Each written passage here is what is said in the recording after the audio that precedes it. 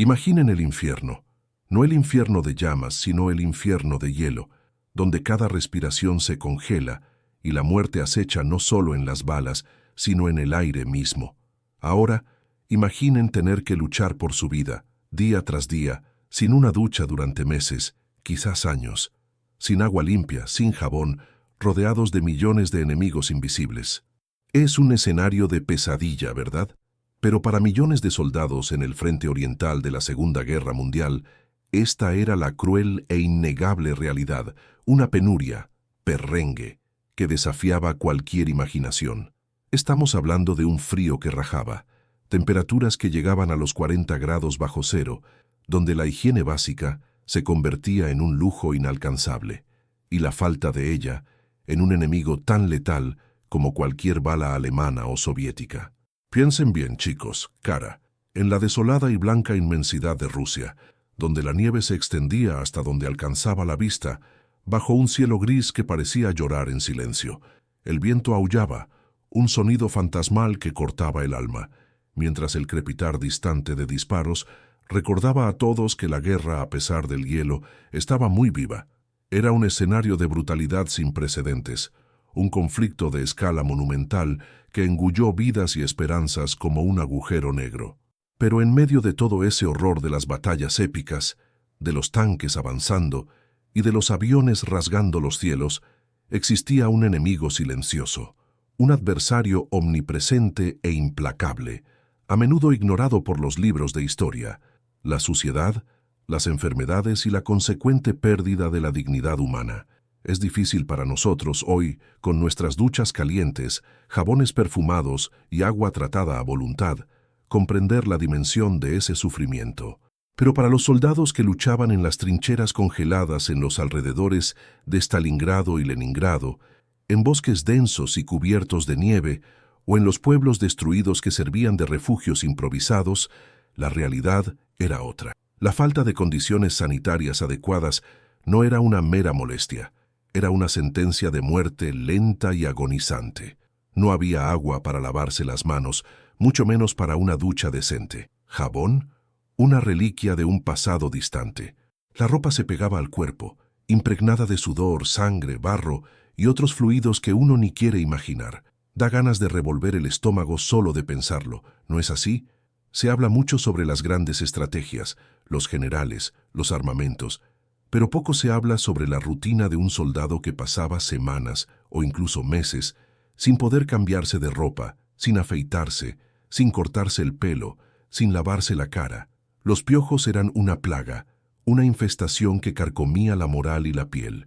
La sarna se extendía como fuego. Heridas abiertas, que en condiciones normales serían fácilmente tratadas, gangrenaban rápidamente, volviéndose puertas abiertas a infecciones mortales. El tifus, la disentería, la fiebre de las trincheras. Estas enfermedades, invisibles e insidiosas, cegaban vidas de forma tan cruel como las granadas y los fusiles. En guerras anteriores, las enfermedades frecuentemente mataban más soldados que los propios combates. En la Guerra Civil Americana, por ejemplo, por cada soldado muerto en batalla, 2 morían de enfermedades. En la Guerra Franco-Prusiana, la proporción era aún más impactante. Y en el frente oriental, con el frío extremo y la precariedad absoluta, esta realidad se repetía de una forma aún más brutal. No solo el enemigo de enfrente aterrorizaba, era también el enemigo dentro del propio cuerpo, propagándose por la falta de saneamiento básico. Era un verdadero asfixio, sufoco, una situación de desesperación que carcomía el alma. Cada día era una batalla no solo contra los adversarios armados, sino contra el propio ambiente hostil y la degradación del cuerpo. La simple tarea de ir al baño en medio de la nieve, a 40 West Cirque Ext, era una operación arriesgada, que exponía el cuerpo al frío mortal y a la vergüenza. La orina se congelaba antes de tocar el suelo. Las heces se endurecían instantáneamente. La imagen es fuerte, lo sé, pero es necesario entender la dimensión de lo que estos hombres enfrentaron. Era una lucha constante por la supervivencia, donde la dignidad humana era la primera baja. Este documental se sumerge a fondo en esta impactante realidad, un pedazo de la historia que a menudo queda en las sombras. Vamos a explorar cómo esta ausencia de condiciones sanitarias adecuadas resultó en epidemias devastadoras, en una degradación física y psicológica abrumadora y en una lucha diaria contra parásitos que parecían no tener fin. Es un sufrimiento humano inimaginable, un capítulo de la Segunda Guerra que merece ser contado en detalle, para que nunca olvidemos el precio de la guerra en todas sus facetas, incluso las más sucias e incómodas. Prepárense para un viaje junto a Ivan Volkov y Klaus Richter, donde el verdadero enemigo no era solo el hombre de enfrente, sino la propia condición humana llevada al límite. Suscríbanse ahora y únanse a nuestra legión de historiadores para vivir el pasado como nunca antes. Sin embargo, la verdadera inmersión en la brutalidad del frente oriental nos transporta a un escenario donde el enemigo más implacable no vestía uniforme ni empuñaba un arma, sino que se manifestaba en cada soplo gélido, en cada copo de nieve que caía incesantemente. Era un frío que rajaba, un hielo que penetraba el alma y transformaba el propio paisaje en un campo de batalla implacable, con temperaturas que fácilmente se desplomaban hasta los aterradores 40 grados bajo cero. No era solo una incomodidad, una mera prueba de resistencia. El frío, mis estimados, mis caros, era un arma letal, tan o más potente que cualquier proyectil. Congelaba ríos enteros, transformándolos en carreteras de hielo traicioneras o en barreras infranqueables.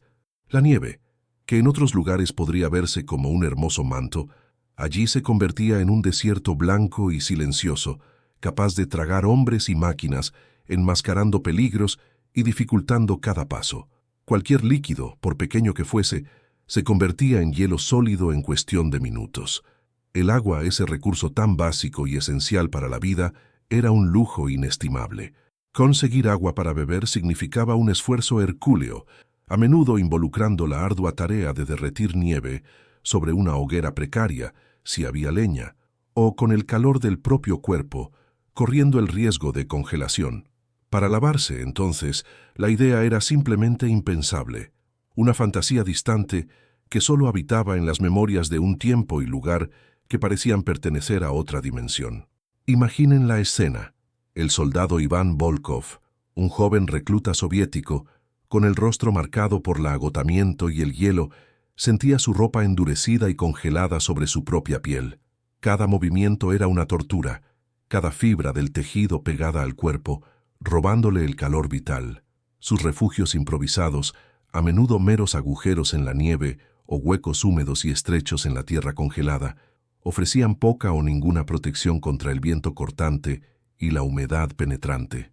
La idea de mantener cualquier tipo de limpieza personal, de deshacerse de la suciedad acumulada, del sudor congelado bajo las capas de ropa, era una quimera, un sueño que se desvanecía ante la urgencia de la supervivencia.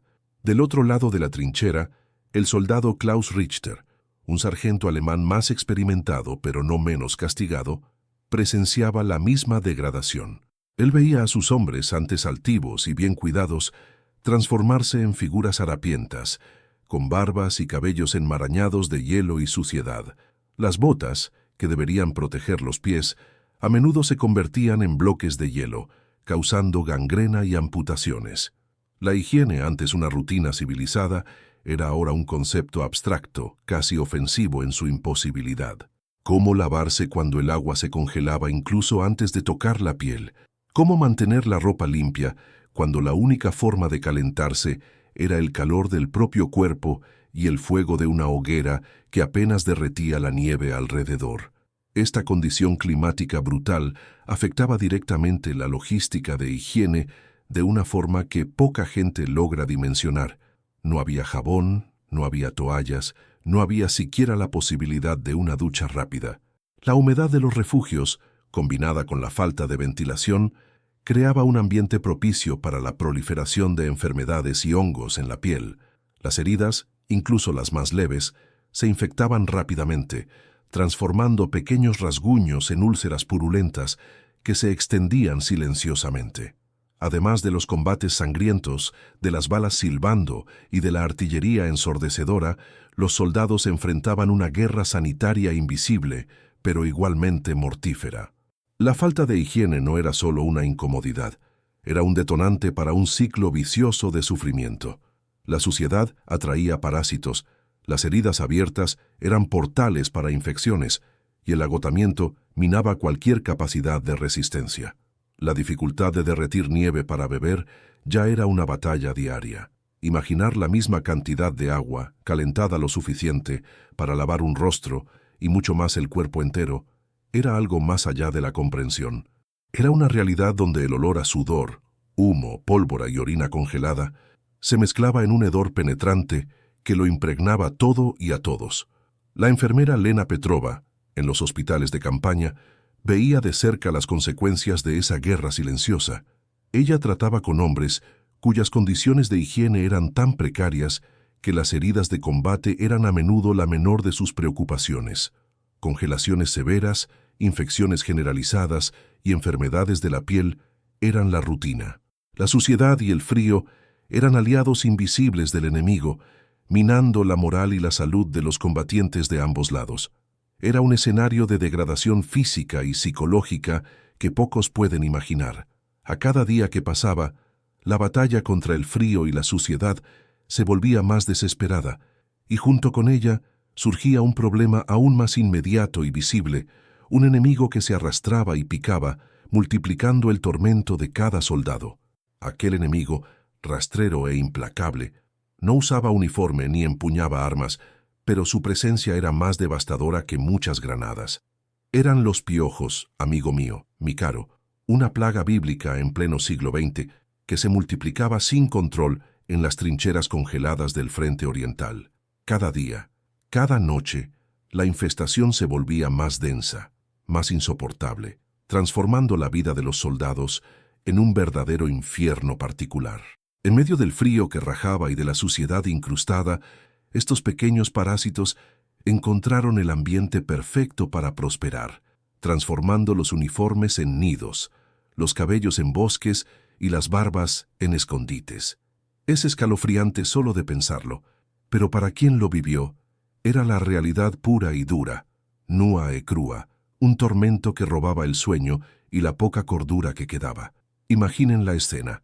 Soldados amontonados en refugios improvisados, sucios, hambrientos, agotados. El hacinamiento era inevitable, un caldo de cultivo perfecto para la proliferación de estos bichos. Los piojos se alojaban en las costuras de los uniformes, en los pliegues de la ropa, donde el calor del cuerpo los mantenía abrigados.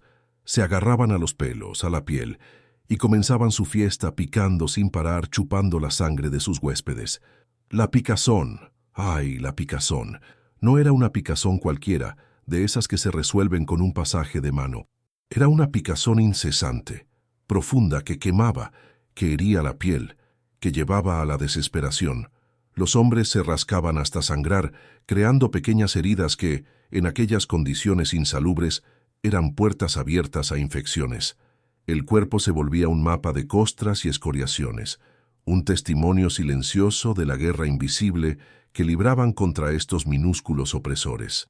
Para Ivan Volkov, el joven recluta soviético, la presencia de los piojos fue un golpe más a su idealismo inicial. Él, que soñaba con defender a la patria con valentía, ahora se veía luchando contra insectos que infestaban cada centímetro de su cuerpo.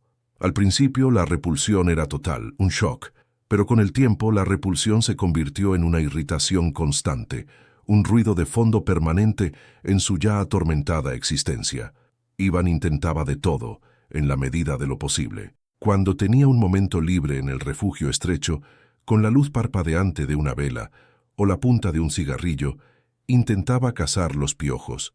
Era un ritual macabro, agarrar uno por uno, aplastar entre las uñas, sintiendo una mezcla de asco y una pequeña, efímera victoria. El chasquido característico del piojo siendo aplastado era el único sonido de triunfo que muchos soldados conocían en aquel frente. Se veía pasando horas, con los ojos fijos, buscando en las costuras de su uniforme, en sus cabellos enmarañados, intentando en vano erradicar la plaga. Era una batalla perdida, un esfuerzo que parecía más una forma de mantener la mente ocupada que una solución real. El alivio duraba poco porque al día siguiente, o incluso en pocas horas, nuevos invasores ya estarían allí. picando y atormentando. Del lado alemán, el sargento Klaus Richter, más experimentado y escéptico, encaraba la infestación con una resignación amarga. Para él, los piojos eran solo un componente más de aquella guerra sucia, una capa más de degradación. Ya había visto de todo, pero la persistencia de estos parásitos era algo que carcomía el alma. Klaus también se entregaba al ritual de caza, pero sin la misma furia de Ivan. Para él, era una rutina, una parte inevitable del día a día.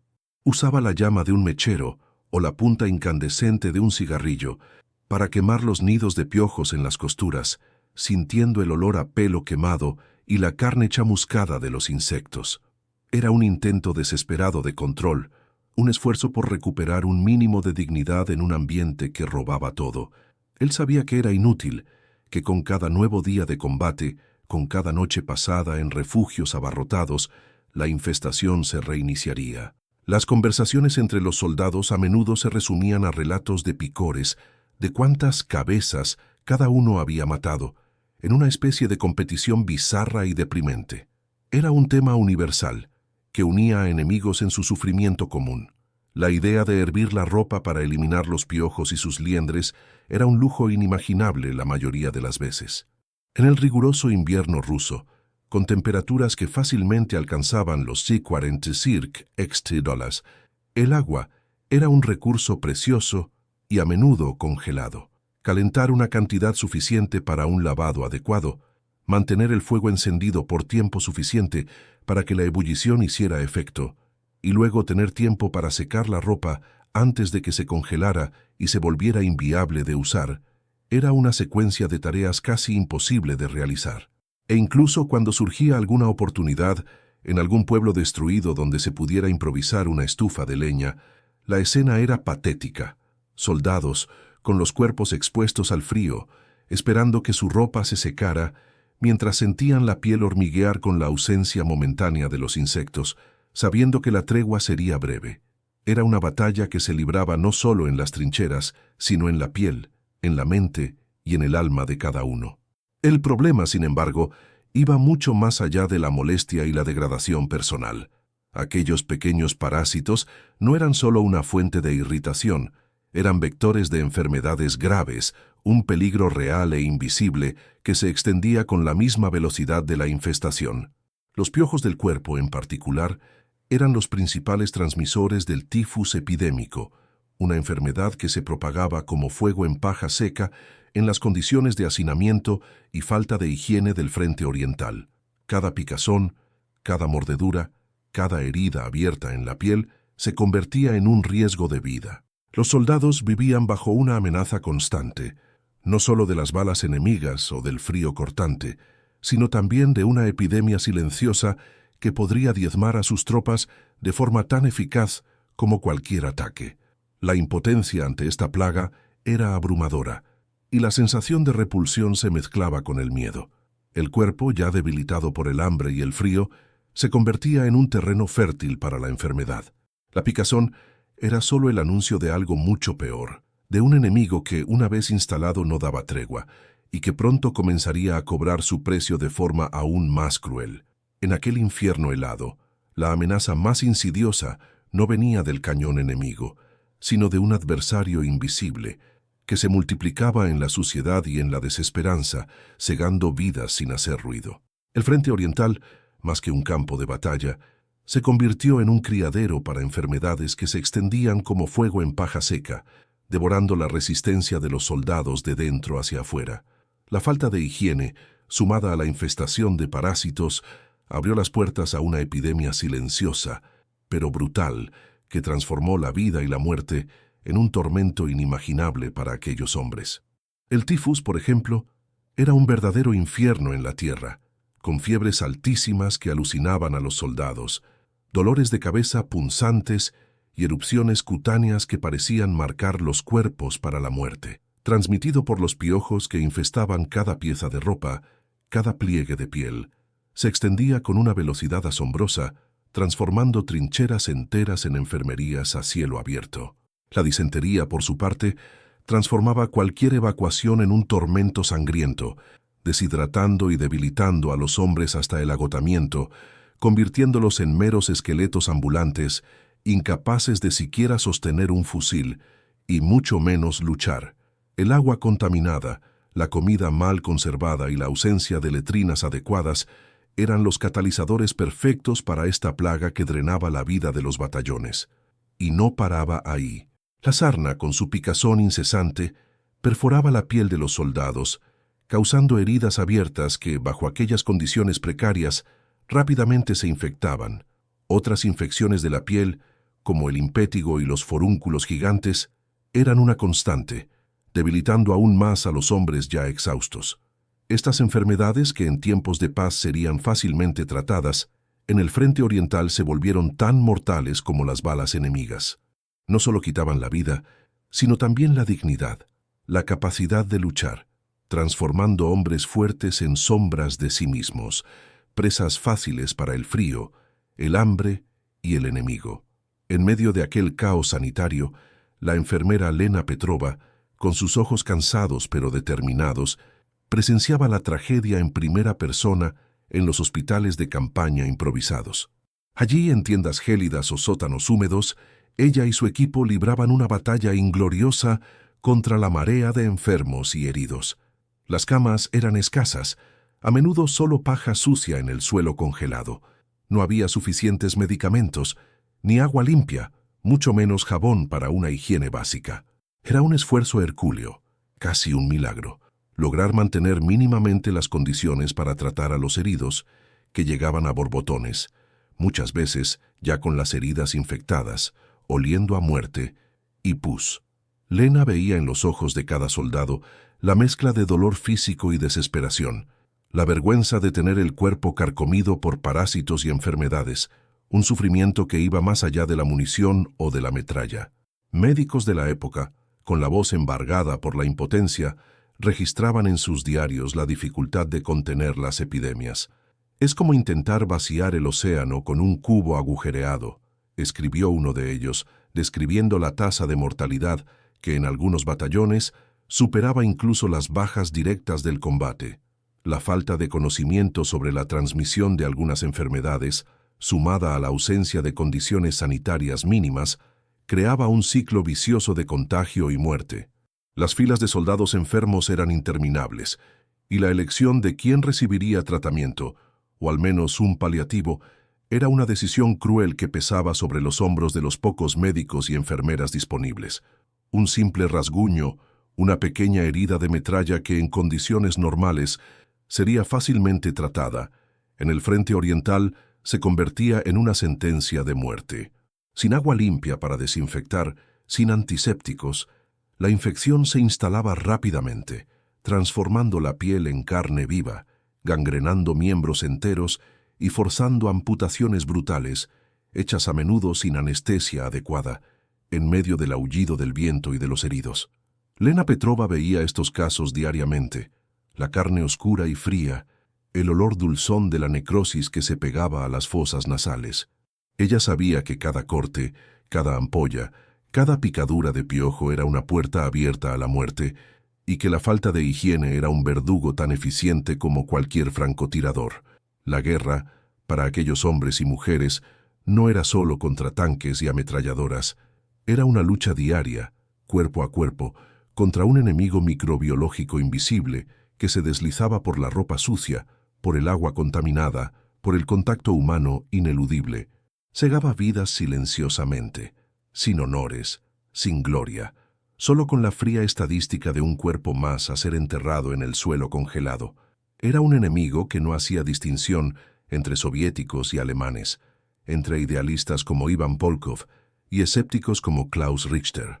Todos estaban expuestos a la misma vulnerabilidad, a la misma degradación física que corroía no solo el cuerpo, sino también la mente. Pero la degradación física era solo una parte de la ecuación. El constante convivir con la enfermedad, con la muerte lenta y agonizante de los compañeros, carcomía el alma de los soldados, dejando cicatrices invisibles que eran tan profundas como las heridas visibles. La pérdida de la dignidad, la imposibilidad de mantener el mínimo de decencia personal, sumada al dolor físico y al agotamiento, abría un agujero existencial que pocos lograban llenar. Este impacto psicológico, esta erosión de la esperanza, era un enemigo tan potente como el tifus, y preparaba el terreno para un colapso mental que llegaría a atormentar a muchos supervivientes mucho después del alto el fuego. Pero la suciedad, el hedor y los parásitos no eran solo vehículos de enfermedades o catalizadores de una desesperanza abstracta, eran los verdugos de la propia dignidad humana, carcomiendo la esencia de lo que significaba ser un hombre, un ciudadano, un individuo. El barro congelado que se pegaba a las botas y a la ropa, la grasa rancia impregnada en la piel, el olor agrio a sudor, orina y sangre seca que se convertía en el nuevo perfume del combate, todo esto formaba una inmensa capa, no solo física, sino existencial, que sofocaba el alma de cada soldado. La incapacidad de lavarse, de deshacerse de las costras que se acumulaban día tras día, transformaba a la persona en algo irreconocible, en una sombra grasienta de su antiguo yo. Era una penuria, perrengue, que iba mucho más allá de lo físico, ¿entiendes, taligado? Era un problema, bronca, que descendía profundamente en la psique, hiriendo la autoestima y la noción de quién eras. El soldado Iván Volkov, que un día soñó con volver a casa y contar historias de heroísmo, ahora apenas conseguía mirarse en el reflejo empañado de un charco de agua. El joven idealista, con 20 y tantos años, veía su cuerpo cubierto por piojos que infestaban cada costura de su uniforme, cada mechón de pelo. La picazón incesante era una tortura constante, un recordatorio vivo e irritante de su condición subhumana. Intentaba recordar el olor de la comida de su madre, el abrazo de su novia, la frescura de un baño en el río en verano, pero esas memorias, antes un refugio, ahora eran puro veneno. Eran un contraste tan brutal con su realidad fétida que causaban un dolor más agudo que cualquier herida. La visión de sus propias manos, sucias, con uñas rotas y mugrientas, era un shock. Esas no eran las manos que un día sostuvieron una guitarra o ayudaron en la cosecha. Eran manos de un bicho, un ser rastrero, forzado a vivir en la inmundicia. Cada día, Iván sentía que un pedazo de su identidad se desvanecía, como la nieve derritiéndose bajo el sol débil del invierno. Se preguntaba si, en caso de sobrevivir, algún día conseguiría sentirse limpio de nuevo, no solo por fuera, sino por dentro. ¿Se iría la mancha de la guerra, de la suciedad, de la deshumanización? ¿Algún día? Lo dudaba. Del otro lado, el soldado Klaus Richter, un sargento alemán más viejo y con la piel curtida por la experiencia, también sentía el peso de esa degradación. Ya había visto muchas cosas, pero nunca una caída tan vertiginosa en la dignidad. Klaus, que siempre valoró la disciplina y la imagen impecable del soldado de la Wehrmacht, ahora se veía en harapos, con el rostro cubierto por una barba enmarañada y sucia que no veía hacía meses. La ropa, antes un uniforme de orgullo, era ahora solo trapos malolientes, que apenas lo protegían del frío y eran una invitación abierta a más parásitos. La diferencia entre lo que era y lo que se había convertido era evidente. Recordaba cuando en tiempos de paz era común tomar una ducha caliente después de un día de trabajo, perfumarse, ir al teatro o encontrarse con los amigos para una cerveza. Ahora, la idea de un baño caliente parecía un lujo de otro planeta, una fantasía distante y casi irreal. Cada vez que se frotaba la nieve en la cara, en un vano intento de sentirse un poco menos inmundo, veía que la suciedad solo se esparcía, no se iba. La pérdida de la dignidad era un golpe constante a la moral. ¿Cómo podía un hombre mantener la cordura, la decencia, cuando era forzado a vivir como un animal, revolcándose en su propia inmundicia y en la de sus camaradas? Aquel olor a alcantarilla humana que lo acompañaba era un recordatorio cruel y constante de su nueva condición. Ya no era Klaus Richter, el sargento, era solo un cuerpo en medio de otros cuerpos, todos igualmente sucios, todos igualmente desechables. La falta de privacidad era otro factor brutal. No había un rincón para aislarse, para llorar en silencio, para intentar encontrar un momento de paz. Los refugios improvisados, las trincheras apretadas, los pueblos destruidos, todo era un espacio compartido de miseria y hedor. No había forma de tener un minuto de respiro, de reflexión. La mente no tenía a dónde huir. El recuerdo de un espejo, Antes un objeto trivial, ahora se convertía en una tortura psicológica. Ivan y Klaus y tantos otros evitaban sus propios reflejos, pues lo que veían no era un hombre, sino un espectro demacrado, con ojos hundidos, piel pálida y agrietada, y una expresión de desesperación que parecía más antigua que la propia guerra. Era como si la suciedad hubiera carcomido no solo la piel, sino el alma, dejando una marca indeleble de vergüenza y despersonalización. La capacidad de interacción humana también se veía profundamente afectada. El contacto, antes un gesto de cariño o consuelo, ahora era evitado, pues significaba la transmisión de piojos, de enfermedades, de suciedad. El abrazo de un amigo, un apretón de manos, todo se volvía problemático, cargado de un peso que iba más allá de la camaradería. La enfermera Lena Petrova, en su hospital de campaña, presenciaba de cerca esta degradación. Ella veía no solo las heridas físicas, sino la herida abierta en la dignidad de cada soldado que llegaba. La mirada vacía, la apatía, la incapacidad de reaccionar a algo tan simple como un paño húmedo en el rostro. Muchos preferían la muerte a la humillación continua de vivir en aquella miseria.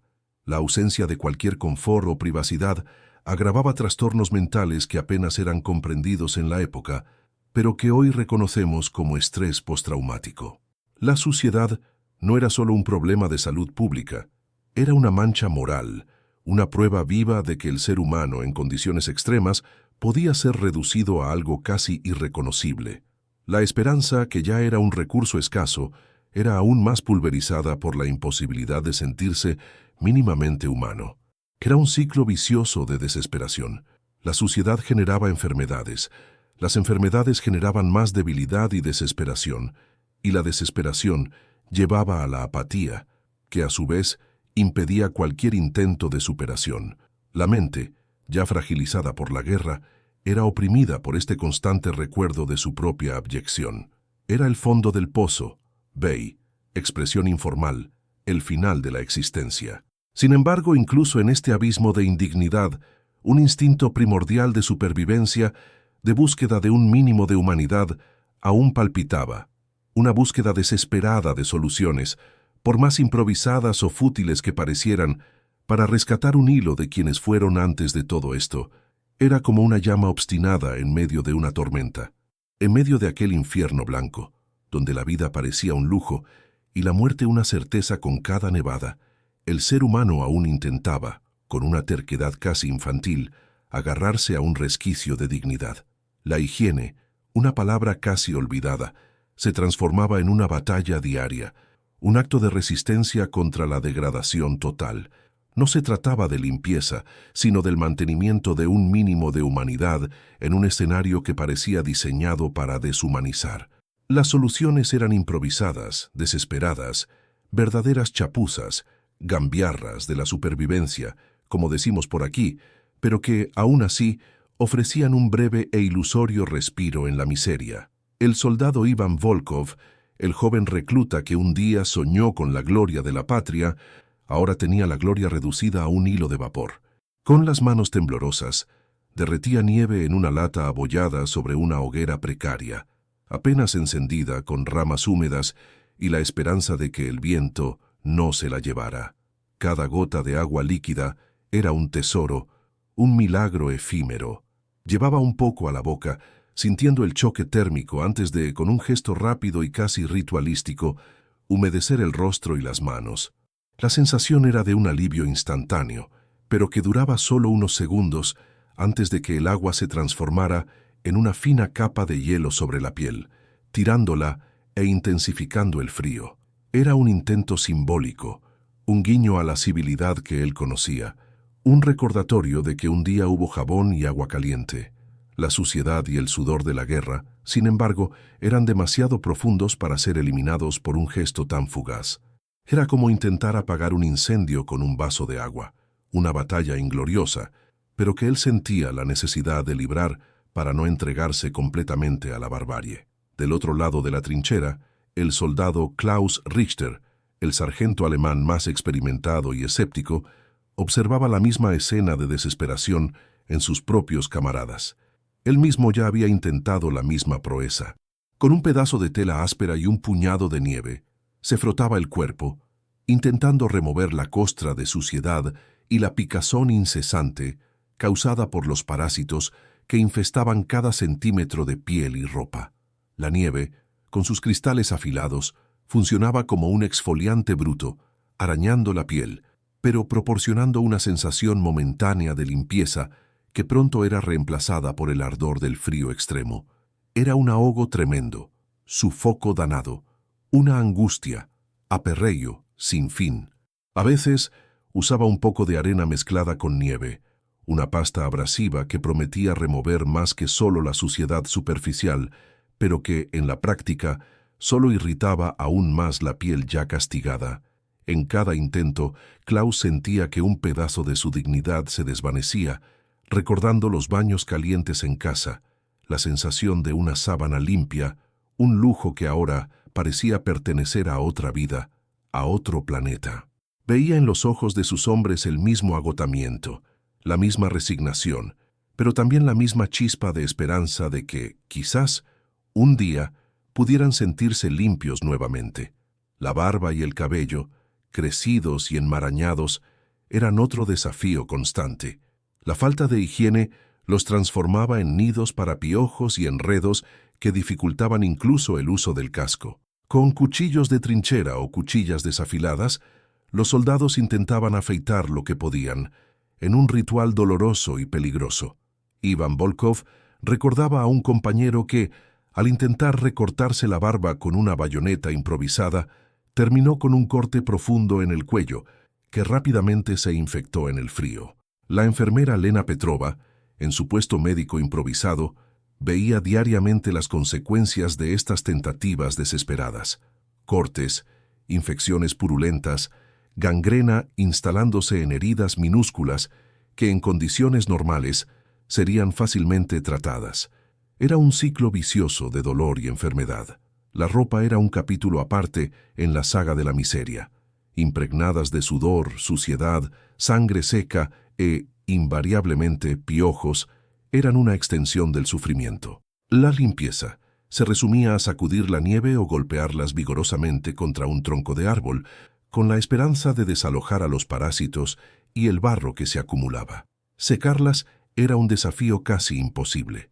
Con el calor del cuerpo, bajo otras capas de ropa, los soldados intentaban mínimamente disipar la humedad, pero lo que conseguían era solo un ambiente húmedo y cálido, propicio para la proliferación de enfermedades y hongos.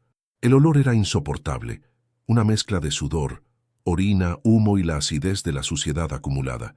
Era un olor que se pegaba a la piel, a las fosas nasales, al alma, convirtiéndose en parte integral de la experiencia del frente oriental. La resiliencia humana, tan exaltada, mostraba su lado más sombrío, la capacidad de adaptarse a lo inimaginable, de aceptar lo inaceptable.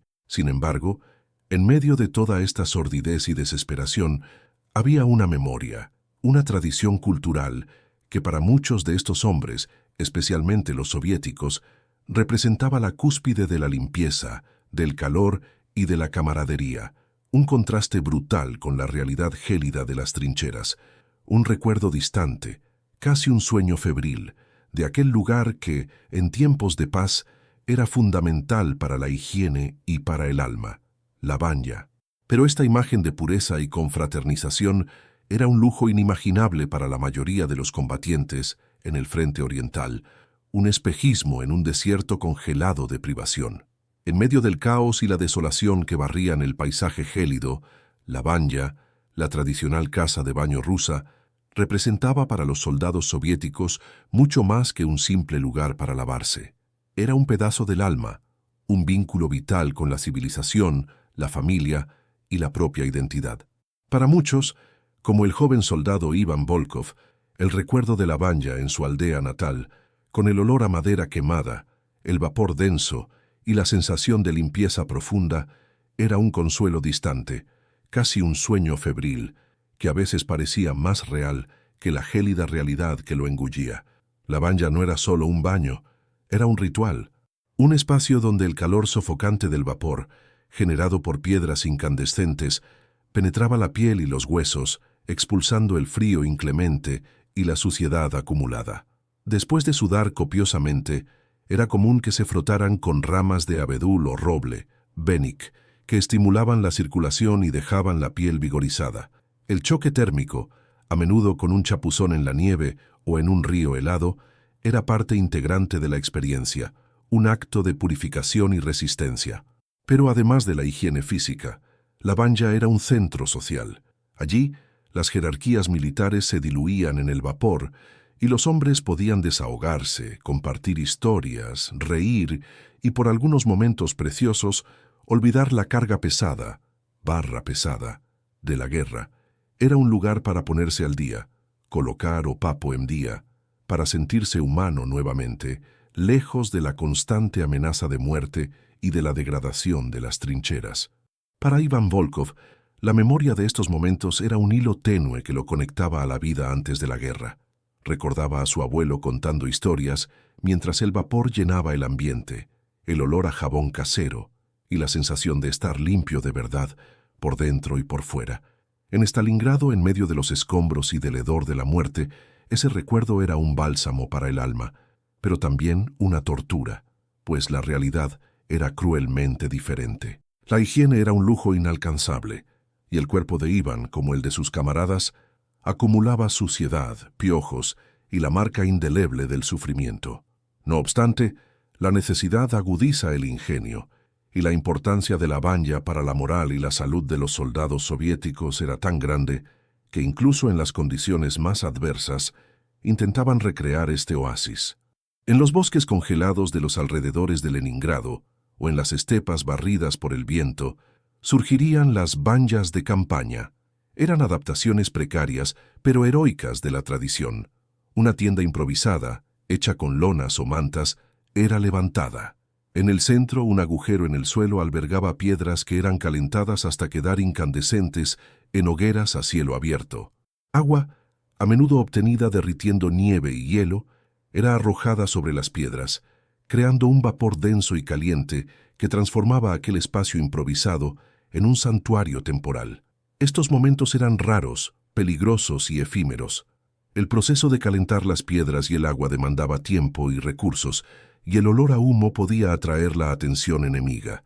Pero cuando la oportunidad surgía, era un verdadero hallazgo. Los soldados se turnaban, quitándose la ropa inmunda y congelada, sintiendo el calor invadir sus cuerpos castigados. La limpieza era rudimentaria, hecha con un pedazo de jabón y el agua racionada, pero la sensación de tener la suciedad y el frío alejados, aunque fuese por poco tiempo, era un alivio tremendo, alivio danado. Era como un reinicio, reset, mental y físico, una breve pausa en la locura de la guerra. En estos refugios humeantes y estrechos, los hombres hablaban bajo, compartían lo poco que tenían, y por instantes volvían a ser solo hombres, no máquinas de combate. La camaradería se fortalecía, y la esperanza, aunque frágil, era reencendida. La banya de campaña, por más improvisada que fuese, no era solo un medio para combatir los piojos o la sarna, era un acto de resistencia contra la deshumanización impuesta por la guerra. Era la afirmación de que, a pesar de todo, ellos aún eran seres humanos, merecedores de dignidad y limpieza. La tentativa de recrear la banya era un testimonio de la resiliencia soviética, de su profunda conexión con la cultura y de su rechazo a sucumbir completamente a la barbarie. Para los soviéticos, la banya era un recordatorio de casa, de la familia, de la vida normal. Era un pedazo de Rusia que llevaban consigo, incluso en los confines del infierno helado. Y esta conexión cultural con la higiene y el bienestar era un diferencial importante en la manera como lidiaban con las privaciones. Mientras para algunos ejércitos la higiene era una cuestión de disciplina y reglamento, para los soviéticos estaba intrínsecamente ligada al alma, a la tradición y a la moral. Este enfoque contrastaba significativamente con el de otros combatientes en el frente oriental, revelando diferentes prioridades y estrategias para enfrentar la brutalidad del invierno ruso. Sin embargo, los matices de la supervivencia en el frente helado iban mucho más allá de las diferencias tácticas o de la capacidad de aguantar el frío, sumergiéndose a fondo en las cuestiones más básicas de la existencia humana, la higiene.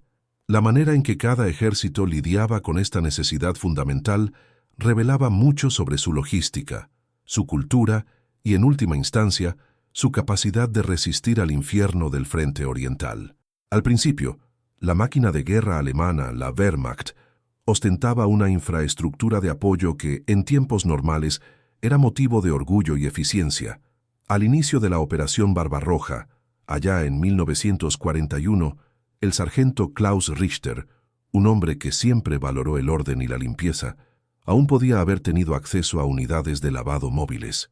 Imagínense, camiones adaptados que, en teoría, podrían ofrecer un baño caliente, o al menos una ducha improvisada, y suministros de jabón para los hombres. Era un lujo, un vestigio de una guerra que esperaban rápida y victoriosa, una señal de que Alemania cuidaba de sus soldados, manteniéndolos con la moral alta y la presentación impecable. Klaus, en sus memorias más distantes, podía recordar la sensación de una piel limpia, aunque fuese por pocas horas, un alivio momentáneo de la suciedad y la picazón incesante. Pero, amigo mío, el invierno ruso no era un juego, y la megalomanía de Hitler encontró su límite en las estepas heladas. La logística alemana, antes tan impecable y organizada como un motor de Volkswagen Escarabajo, Fusca, bien ajustado, se desmoronó bajo el peso de la nieve, del hielo y de la resistencia soviética. Aquellos camiones de lavado móviles, que un día fueron símbolos de modernidad, se transformaron en carcasas congeladas a la orilla de las carreteras intransitables, o simplemente no lograban llegar a donde eran necesarios. El jabón, antes abundante, se volvió una rareza más preciosa que el oro, intercambiado por raciones o cigarrillos. Klaus Richter, que comenzó la guerra con un uniforme relativamente limpio y la esperanza de una victoria rápida, vio su dignidad desvanecerse junto con la higiene. La realidad en el frente para él y sus camaradas alemanes, que inicialmente disfrutaban de recursos superiores, rápidamente se igualó o incluso superó en precariedad a las condiciones de los soldados soviéticos. La imagen del soldado limpio y disciplinado de la Wehrmacht, tan cuidadosamente cultivada por la propaganda nazi, se desintegraba día tras día bajo capas de suciedad, piojos y el olor penetrante de cuerpos sin lavar. Del otro lado de la trinchera, el soldado Iván Volkov y sus camaradas soviéticos, digamos que ya estaban curtidos en el arte de la improvisación y la resiliencia. Acostumbrados a una logística que por naturaleza era más espartana y enfocada en la supervivencia a cualquier costo, tal vez estuvieran, paradójicamente, más preparados para la brutalidad de aquel invierno. La cultura de la banya, la sauna rusa, era una ventaja, triunfo. Incluso sin las estructuras formales, la banya representaba más que un baño. Era un ritual de purificación, un momento de camaradería y un refugio del frío cortante. Ivan y sus colegas, en medio del caos de la guerra, a menudo construían banyas improvisadas. Agujeros en el suelo, tiendas de lona o cabañas de madera tosca, calentadas por piedras incandescentes y un balde de agua. No era el lujo de una ducha móvil, ni de cerca, pero era un alivio, un respiro que permitía raspar los piojos, lavar la ropa, si había suficiente agua y tiempo para secar, y, por un breve instante, sentirse humano nuevamente. Esta capacidad de adaptación, de hacer mucho con casi nada, era una característica intrínseca del ejército soviético, forjada por generaciones de privación y por la vastedad del territorio. Mientras la realidad en el frente era de suciedad generalizada y una lucha diaria contra parásitos y enfermedades, la máquina de propaganda de ambos lados trabajaba a todo vapor, intentando pintar un cuadro de soldados limpios, heroicos y disciplinados, dignos de portada de revista. Imágenes de soldados alemanes impecables, con sus uniformes bien planchados, o de valientes combatientes soviéticos, con la tez rosada y mirada determinada, eran difundidas para el público interno y externo. El mensaje era claro. Estos eran hombres fuertes, saludables, moralmente superiores, luchando por una causa justa. La realidad, amigo mío, era otra, bien diferente de aquella que pasaba en la pantalla del cine o en las páginas de los periódicos. En el frente, la suciedad era la regla, no la excepción. Los piojos eran una epidemia omnipresente. La sarna carcomía la piel, y la disentería se extendía como fuego en la maleza seca. La imagen del soldado héroe, a menudo, escondía un cuerpo agotado, enfermo e infestado, en una batalla silenciosa e ingloriosa contra las condiciones sanitarias más básicas. Y es aquí donde entra un elemento que muchas veces queda en segundo plano en las grandes narrativas de guerra, pero que fue absolutamente crucial: el papel de las mujeres. En el frente oriental, ellas no estaban solo en la retaguardia, sino activamente involucradas en el combate y en el apoyo logístico, incluso en el mantenimiento de la higiene. La enfermera Lena Petrova, por ejemplo, no solo cuidaba de las heridas grotescas y de las enfermedades que diezmaban a los soldados, sino que también se veía en un esfuerzo hercúleo para mantener un mínimo de decencia e higiene en los hospitales de campaña. Ella y sus colegas lavaban vendajes, hervían agua para esterilización, cuando era posible, e intentaban, con recursos mínimos, mantener las camas limpias y los heridos libres de infecciones secundarias causadas por la suciedad. Pero el papel femenino iba más allá de las enfermeras. Mujeres civiles y soldados femeninas a menudo eran las responsables de organizar las bañas improvisadas, de lavar las pocas ropas disponibles de los hombres, de preparar comidas en condiciones insalubres y de mantener un hilo de organización en medio del caos. Ellas eran, de muchas formas, la espina dorsal invisible que intentaba sostener la carga, segurar a barra, de la humanidad en un ambiente que la deshumanizaba a cada minuto. La presencia femenina traía un toque de cuidado y organización que era vital para la moral y la salud de los combatientes. La experiencia de la enfermera Lena Petrova, viendo de cerca la degradación física y mental de los soldados, tanto alemanes como soviéticos, era un testimonio contundente de que, bajo las condiciones extremas del frente oriental, las diferencias de nacionalidad o ideología se desvanecían ante la miseria compartida. Ella veía a Klaus Richter, cuando los alemanes eran capturados, tan sucio y desolado como Ivan Volkov. La guerra, al final de cuentas, nivelaba a todos en el mismo barro, en el mismo frío, en la misma lucha por un mínimo de dignidad. La higiene, que en tiempos de paz es un acto cotidiano, se transformaba en un lujo inalcanzable, un sueño distante. La falta de ella no era solo una incomodidad, era una sentencia de muerte lenta, a través de enfermedades que podrían ser prevenidas, de infecciones que gangrenaban miembros y de un agotamiento mental que minaba la voluntad de vivir. La historia de la higiene en el frente oriental es un espejo cruel de la deshumanización de la guerra. No era solo sobre balas y bombardeos, era sobre la dignidad robada, la salud comprometida y la lucha diaria contra un enemigo invisible, pero implacable: la suciedad, la enfermedad y el frío. Es una lección amarga sobre lo que significa ser humano bajo condiciones inhumanas y cómo la resiliencia y la improvisación pueden ser las únicas armas contra un sufrimiento inimaginable.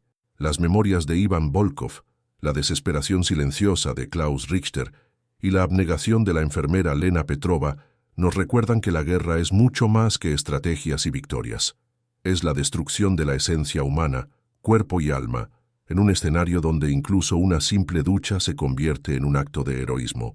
Si te impresionó esta realidad brutal y la profundidad del sufrimiento de estos hombres y mujeres, déjanos tu me gusta, like, suscríbete al canal para no perderte los próximos documentales y cuéntanos en los comentarios, ¿qué fue lo que más te impactó de esta historia? Queremos saber tu opinión.